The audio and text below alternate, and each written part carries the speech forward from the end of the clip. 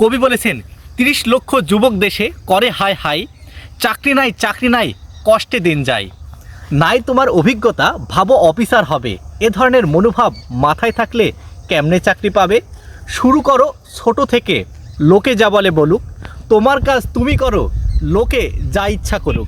লক্ষ্য যদি স্থির থাকে অফিসার তুমি হবেই, কষ্ট করে কেষ্ট মিললেই তো পাশে রবে সবে। বন্ধুরা, যে কবির ভাষাগুলো হয়তো বা কঠিন ছিল কিন্তু সহজ ছিল, যেটা আমরা বুঝেছি, অবশ্যই আপনারা বুঝেছেন।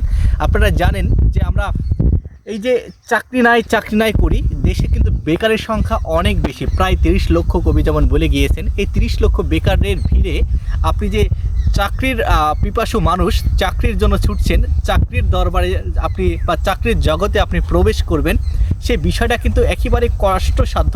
এমনটাই এজন্যই যে আপনি জানেন যে বর্তমান সময়ে আপনি যে অভিজ্ঞতার অর্থাৎ যে কোয়ালিফিকেশন নিয়ে ঘোরাঘুরি করছেন চাকরির বাজারে, তার চাইতে অনেক বেশি কোয়ালিফুল মানুষ কিন্তু এই চাকরির বাজারে কিন্তু আপনার সাথে পাল্লা দিয়ে চলছে।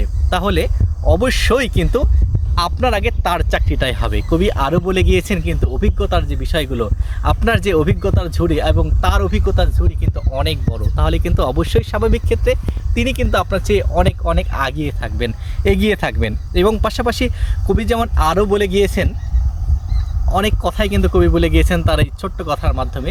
আমরা চেষ্টা করব আমরা নিজেদেরকে এই যে একাডেমিক যে পড়াশোনা, একাডেমিক কোয়ালিফিকেশন, এর পাশাপাশি অনেক বিষয় কিন্তু আমাদেরকে আরেকটু দক্ষ, আমাদেরকে আরেকটু অভিজ্ঞ হতে হবে। তাহলে কিন্তু আমরা কিন্তু এই চাকরির বাজারে অবশ্যই প্রবেশ করব। এবং কবি একটি বিষয় বলে গিয়েছেন যে আমাদেরকে ছোট থেকে শুরু করতে হবে। দেখুন, এই যে এখন যারা প্রতিষ্ঠিত, যাকে আমরা আইডল হিসাবে মানি, তারা কিন্তু হঠাৎ করে বড় হয়ে যায়নি, তারা ছোট থেকেই শুরু করেছে। আপনি লক্ষ্য রাখলে বুঝতে পারবেন, আপনি যেটা করছেন সেই কাজ করেই কিন্তু কেউ না কেউ দেশে সফল হয়েছে। আপনি সেটা যে কাজই করেন না কেন, আপনি যদি একটু লক্ষ্য রাখেন, আপনি যদি একটু সজাগ হয়ে একটু চোখ কান খোলা রেখে দেখেন, আপনি যেটাই করেন না কেন এই বাংলাদেশে বা এই দেশে, যেটা করবে সেটাই যদি সঠিকভাবে করে, তাহলে অবশ্যই সেটাতেই কিন্তু সফলতা কিন্তু চলে আসবে আপনাকে, আপনি সফল হবেন। পাশাপাশি আপনার লক্ষ্যকে স্থির করতে হবে। কবি বলেছেন, লক্ষ্য যদি স্থির হয় সফল অফিসার তুমি হবেই, তাই না? আপনার যদি কোনো একটা লক্ষ্য থাকে, নির্দিষ্ট লক্ষ্য, যে ওইখানে আমি যাবই, তাহলে আপনি অবশ্যই সেখানে পৌঁছাতে পারবেন। আর আপনার যদি লক্ষ্য না থাকে সুনির্দিষ্ট, তবে কিন্তু আপনার পথে চলাটা এঁকে বেঁকে যে কোনো দিকে আপনি চলে যেতে পারেন। তাহলে আপনাকে অবশ্যই কিন্তু কবির কথা মতন অবশ্যই সফল হতে হলে আপনাকে নির্দিষ্ট একটা লক্ষ্য সেটেল করা লাগবে, যেই লক্ষ্য নিয়েই আপনি এগিয়ে থাকবেন।